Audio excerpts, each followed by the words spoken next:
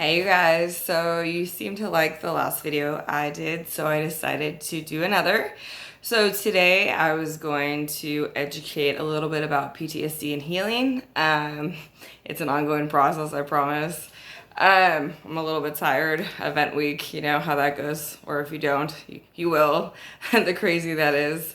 I don't sleep a lot because of the anxiety and stress that goes along with putting on events. But let's talk about healing. So healing was one of those things I thought if you went to therapy and talked about your problems, then everything would be better. I didn't realize that healing meant you actually had to feel your emotions and actually be able to process them and deal with them.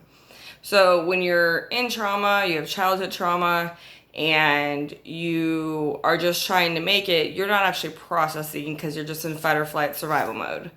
And then as more traumas accumulate over time, then it has the cumulative effect of complex PTSD.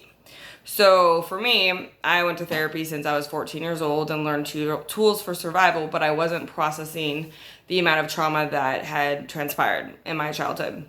And to this day, I won't talk about actually like what happened because there's absolutely no point for anyone to ever know how that all came to be and have those images in their mind. But I mean, telling the truth and being authentic has cost me in my relationship with my family. My brother does not want to be associated with me.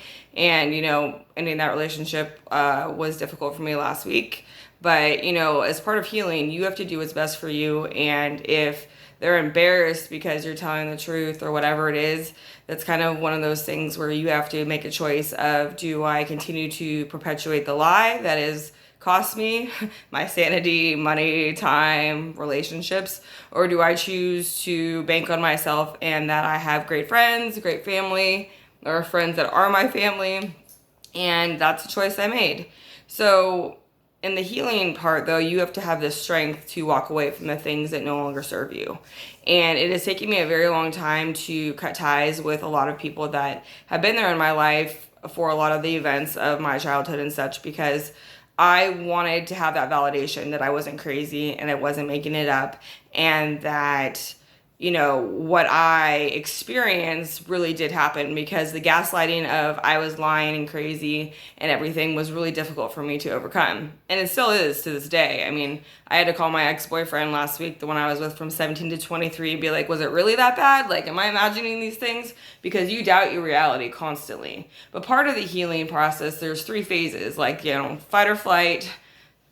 Part 2 is like starting to deal and process. And then 3 is starting to trust others and let people in to actually know what is actually going on in your world, and being able to put yourself out there and move forward with your life and starting to trust yourself again. And I never thought I would be able to articulate, living with PTSD and making new friends, like being able to let people in.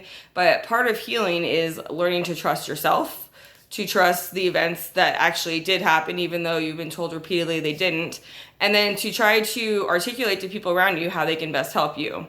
So I was reading about disassociation, as I do a lots of reading and research on what that is. And if you don't know what disassociation is, this is a quick little summary. When you are triggered in a way that brings up traumatic memories from the past, your cognitive functioning goes offline. So I'll have no recollection. I could be somewhere, but I go on autopilot. And then the next day, or 20 minutes later, I won't have any recollection of it. And I have this photographic memory, super smart. And when this started happening 4 years ago, I was like, what the fuck is wrong? Like, why am I now I have dementia all of a sudden? But it's your brain's way of protecting you from more trauma. And so whatever was happening to bring up those feelings, I had to process and deal with. And a perfect example is that, the other day about family things or whatever it is, I struggle with being able to have people leave and abandon and of that nature. And when I feel that way, or that's going to happen, typically I disassociate, because to me it's very, very traumatic. I can't take any more of it.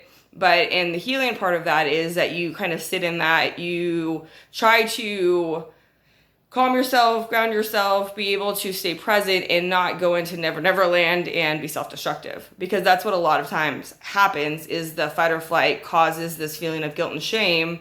And then when you can't recall events of what the fuck did I do now? You do a lot of self-destructive behaviors. And for me, that looked, far worse than people probably will ever imagine. But for me, growing, changing, healing means I can actually ask for help now when it's happening. So living with a great roommate or being able to be around people that understand your struggles makes it so you're not living in hell by yourself. So when I feel triggered and I'm like, oh shit, here we go. Here's like where I check out and the craziness is gonna come. I can actually stay grounded and not go into that place anymore. It still happens. I still sometimes will have memory gaps and have to ask like what happened, but I also know that it's trauma based and that I'm doing the best I can. I'm healing. I'm trying to communicate. I'm trying to articulate. And these aren't the skills that I had in life. Like the last 4 years, I've had to learn how to do all these things. And it is one of the most challenging things. As, intelligent as I may be, I could not communicate how I felt because I didn't know exactly how I did feel. I didn't know how to process emotions. So in the healing phase of life and trying to get better, it is hard. It's very challenging because sometimes I'm like, and here we fucking go again. Like, I'm checking out again. Like, oh, does this ever end? And like, everyone around me sees me crying and in pain and they don't like it. But the thing is, I will come back from it and I will pull myself back together and be able to help others. And like, I'm like, okay, so why am I still here? Like, why am I still doing this? Why am I still trying? And it's typically because I want to help other people not feel so shitty and like that they're all alone and it's going to last like that forever. And as time has gone on and everything in the healing, I now sometimes only can remember the feelings. I can't remember the conversations, but I know what happened. Like I know the series of events and sometimes I can't remember the cognitive part, but I remember the emotional part, how I was feeling, and then can kind of work from there. So to me, that is healing because from completely no memory, like destruction, shit show that is, to now being able to talk about it, communicate, explain to others I'm not going to have any memory of it, and then be able to trust they're going to tell me the next day, keep me out of harm's way, and then be able to support me. That's a lot of growth. And a lot of times we don't recognize how hard it is to actually acknowledge ourselves. And, picking up and leaving Sacramento was pretty impulsive that I was going to bank on myself and trust myself. That isn't something I ever thought would be a possibility for myself in the healing process, just because of the depths of hell I was trying to pull myself out of. So I want to explain to those that sometimes see probably these episodes, or you have a loved one, or you're going through it and you're like, what the fuck is wrong? Why do I do these things? A lot of times, you feel very alone. Well, I'm right there with you, except I really, really had a lot of shame and guilt and never wanted anyone to think less of me. And I didn't share, this was happening. And I would do very crazy things and seem very psychotic. And I was much more okay with that than actually saying that I was dealing with trauma. And I felt shame and guilt because I couldn't remember because my brain couldn't take anymore and handle anymore. So in the way I choose to articulate this, it's probably not like what they would advocate, but in facing those fears and such, like you're growing, you're letting people in, and I'm not saying you're trusting people to babysit you, but you're trusting that people have your back and will be there to support you, because it's very hard to process those emotions because a lot of times you don't know what happened in the moment. You're like, what the fuck? And that, like, you're back in another place, your memory, your subconscious, you're reliving it, and having to tell yourself it's not happening now, and then am I gonna self-destruct? I'm gonna ruin my relationship, my job, I'm gonna terrorize those around me.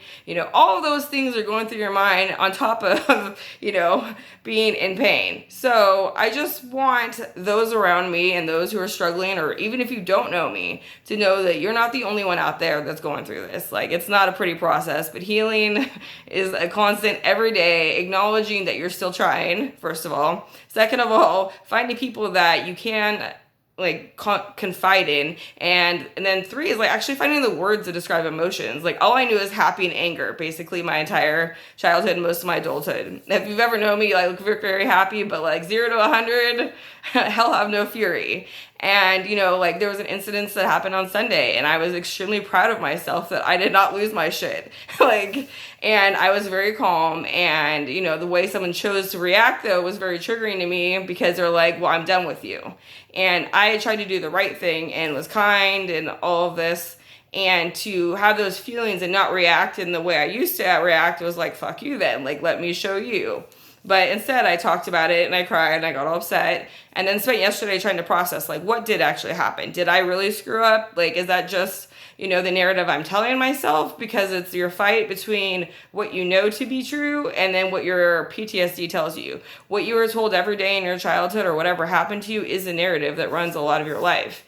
And being able to see that growth and like, I did do the right thing and like, I am healing and I'm not being crazy and I can trust myself and I can let other people in. That is healing. Now, it's not pretty and it is not something I'm proud of particularly, but it is steps forward in a way that I never thought I was going to get to. So for any of you out there that are like, so hard on yourself like I am, I'm like, why do I have to keep going through this? Like, why does this keep happening? Is it ever going to end? Well, the truth is it's probably not going to ever end, but I'm getting better at how I choose to deal with it, how I articulate it, the self-destruction part of it, being able to communicate to those around me what I need. And I guess that's all you can hope for when you're, trying to survive. Like, whatever has gone on in your life that has traumatized you to the point that, your brain can no longer function and has to go to a place where you're not presently there, it's pretty bad. And, I empathize with you completely because that is a horrible feeling. And, when I won't talk about what happened in my childhood and such, it's not that I'm trying to protect anyone. It's because the magnitude of the abuse and such is so extreme that no one should ever know what that would be like for someone to live through. And, this isn't a pity party kind of thing. It's just more how I choose to move on with my life and not give the people that chose to do those things any more power or control than they already have had over my life.